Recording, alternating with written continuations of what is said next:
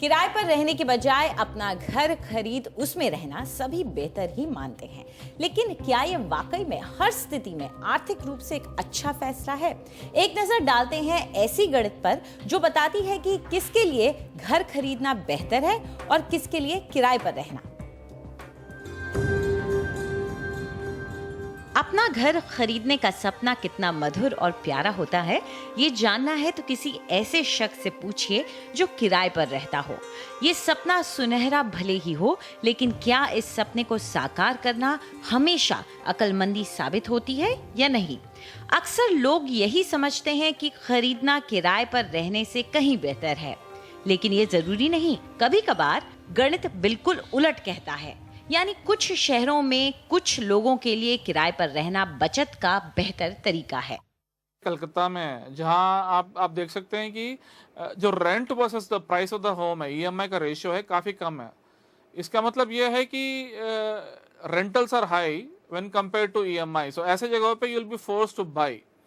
Similarly there could be some cases, for example जहां पे अगर आपका जो ईएमआई है आपके 50% of the take home salary से ज़्यादा है, जो पर्सनल फाइनेंस पर्सपेक्टिव से काफ़ी नेगेटिव कॉनोटेशंस रखता है। सो ऐसे सिनारियोस में आपको आप क्लियरली चूज करना होगा आपको खरीदना चाहिए या रेंट करना चाहिए। फाइनेंशियल प्लानिंग वेबसाइट अर्थयंत्र.com की हाल ही में जारी की गई एक रिपोर्ट के मुताबिक कुछ शहरों में जहां प्रॉपर्टी की कीमतें बहुत ज्यादा हैं, वहां किराए पर रहना ही बेहतर साबित होता है। जैसे एनसीआर में जहां किराए कम हैं और प्रॉपर्टी की कीमतें आसमान छू रही हैं। ऐसे में यहाँ बड़े लोन से जुड़ी भारी ईएमआई उठा पाना सबके बस की बात नहीं होती। 8 से 25 लाख रुपए की सालाना तनख्वाह वाले लोगों के लिए दिल्ली में किराए पर रहना मुनासिब होगा। वहीं मुंबई में जहां किराए बहुत ज्यादा हैं, वहीं प्रॉपर्टी की कीमतें तो कमर तोड़ हैं। ऐसे में ईएमआई का बोझ सोच समझकर ही अपने सिर पर ले। यहाँ ज्यादातर लोगों के लिए किराए पर रहना ही मुनासिब है। बेंगलुरु के बारे में इस रिपोर्ट का कहना है कि यहाँ किराए कम और कीमतें उसके मुकाबले ज्यादा हैं। 8 से 14 लाख की तनख्वाह वालों के लिए किराए पर रहना खरीदने से 70% सस्ता साबित होता है। हालांकि 15 लाख से ऊपर की तनख्वाह वाले यहाँ घर खरीद सकते हैं, लेकिन कम किराए के चलते किराए पर रहना अच्छा फैसला साबित होगा। कोलकाता में 8 से 12 लाख रुपए की तनख्वाह के लिए किराए भी बहुत ज्यादा साबित होते हैं और प्रॉपर्टी की कीमतें भी। लेकिन 13 से 25 लाख की तनख्वाह अगर आपकी है तो यहाँ के ऊंचे किरायों के चलते घर खरीदने में ही समझदारी है, किराए पर रहने में नहीं। चेन्नई में 8 से 19 लाख रुपए सालाना कमाने वालों के लिए किराए पर रहना खरीदने के मुकाबले 70% से भी ज्यादा सस्ता साबित होता है। 20 लाख से ज्यादा की तनख्वाह का मतलब है कि आप घर खरीदने में यहाँ बिल्कुल सक्षम हैं, लेकिन यहाँ के कम किरायों का फायदा उठाना शायद समझदारी हो। अगर ये पूरा जोड़ घटाना आपके लिए बहुत मुश्किल साबित हो रहा है, तो फिर आप bigdecisions.in और अर्थयंत्र.com जैसी वेबसाइट्स के बाय वर्सेस रेंट कैलकुलेटर्स का भी इस्तेमाल कर सकते हैं। बस अपनी डिटेल्स इनमें डाल दीजिए और इस तरह के ग्राफ आपको सब कुछ समझा देंगे। हालांकि ये वेबसाइट कहती है कि अक्सर आयकर पर मिलने वाली राहत भी किराए पर रहने की समझ को गलत नहीं ठहरा पाती, लेकिन लोगों के बीच अपने घर की चाह को बदलना आसान नहीं। होना तो अपना ही चाहिए। रेंट पे लेना जो है वो एक टेम्परेरी अरेंजमेंट के तौर पे ज़रूर हो सकता है, लेकिन अगर मकान अपना हो तो डेफिनेटली इट हेल्प्स। घर खरीदने का फैसला महज एक आर्थिक फैसला नहीं होता। इस फैसले से जुड़ी कई भावनाएं होती हैं, जिनके लिए आज तक कोई कैलकुलेटर नहीं बना। नई दिल्ली से अंजलि इस्टवाल, एनडीटीवी के लिए। चलिए इस विषय पे और चर्चा के लिए हमारे साथ श्री मुदस्सिर जैदी हैं, national director residential agency Knight Frank India, और Harshvardhan Rungta, CFP Rungta securities private limited. Harsh, आपसे शुरू करते हैं। सबसे पहले आप बताइए वो कौन से ऐसे महत्वपूर्ण कारण होते हैं जो कि एक डिसीजन अफेक्ट करते हैं कि एक ग्राहक रेंट पे रहे या अपना खुद मकान ले? क्या सैलरी स्ट्रक्चर और इलाकों के दाम ही वो 2 फैक्टर्स हैं या इसके अलावा और भी कारण होते हैं? वेल आशुतोष, पहली बात आपको अपनी कैश फ्लो भी देखनी है। कैश फ्लो अगर एक फाइनेंशियल प्लानिंग पर्सपेक्टिव से देखें तो कैश फ्लो बहुत इंपॉर्टेंट फैक्टर है। अगर हम देख रहे हैं कि रेंटल यील्ड जो होती है वो रेसिडेंशियल प्रॉपर्टीज़ में मैक्सिमम आउटर साइड में हम देखें मेट्रोज में जो है वो करीबन 3% की होती हैं। सो ये आपके कॉस्ट हो गए जब आप पे फ्लैट लेते हैं, रेंटिंग करते हैं, तो 3% cost of the property value आप उसमें रेंट का अपनी प्रॉपर्टी रेंट पे ले रहे हैं। अगर यही चीज़ आप ओन करते तो आपको उसकी EMI ही आपको करीबन 10.5% देनी होती, और डाउन पेमेंट वो अलग बात है। तो अगर हम रेंटिंग वर्सेस बाइंग का कंपैरिजन करते हैं, कैश फ्लो एक बहुत ही इंपॉर्टेंट फैक्टर है जो आपको ध्यान में रखना है before you make the decision. अभी बात हो रही है कि अगर हम इमोशनल वैल्यू या कैपिटल अप्रिसिएशन अगर वो फैक्टर्स देखते हैं, तब शायद डिसीजन लेना एक अलग फैक्टर हो जाता है। लेकिन फाइनेंशियल प्लानिंग पर्सपेक्टिव से ये एक पर्टिकुलर कैश फ्लो बहुत ही ज़्यादा इंपॉर्टेंट फैक्टर है।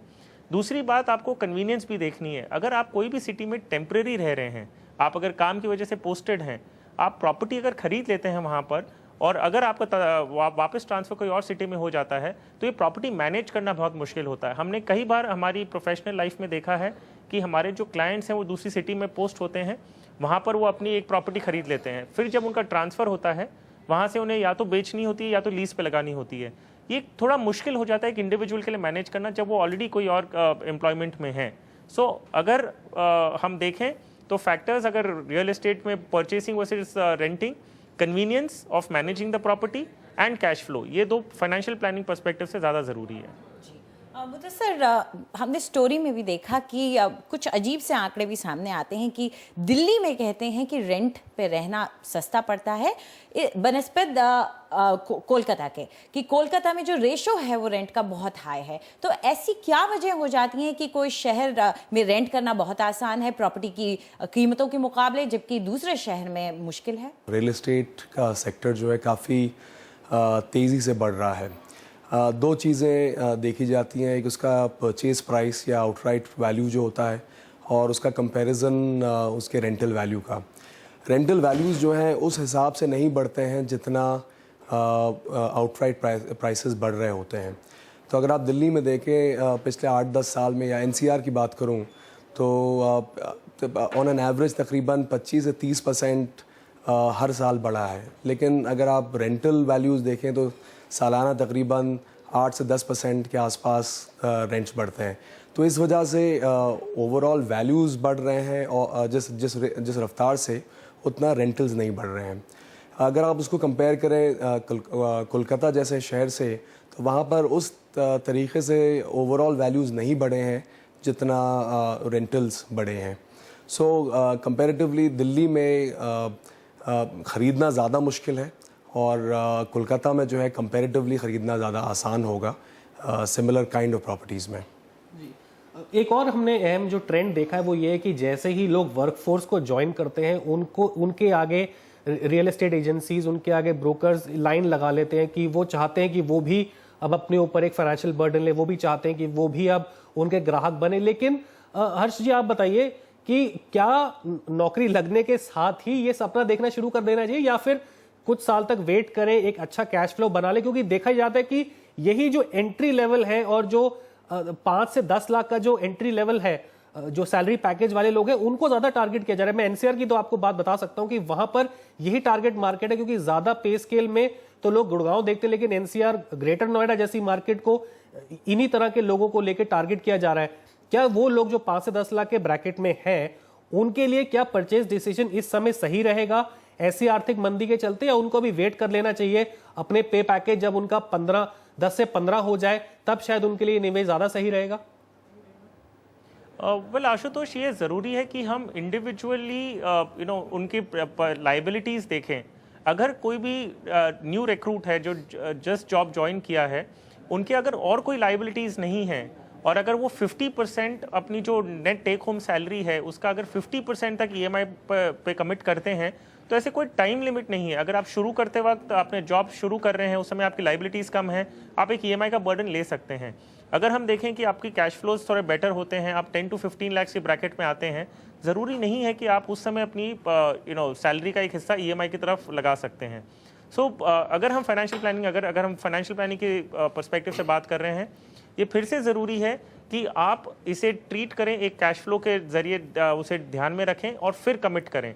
प्रॉपर्टी, रियल एस्टेट की एक जो एस्पिरेशंस होती हैं, एक प्रेस्टीज सिंबल माना जाता है। अगर आप आप कमाने शुरू कर दिए हैं, तो एक नेचुरल फीलिंग होती है कि आपने एक प्रॉपर्टी बना ली है, तो एक प्रेस्टीज फीलिंग आती है।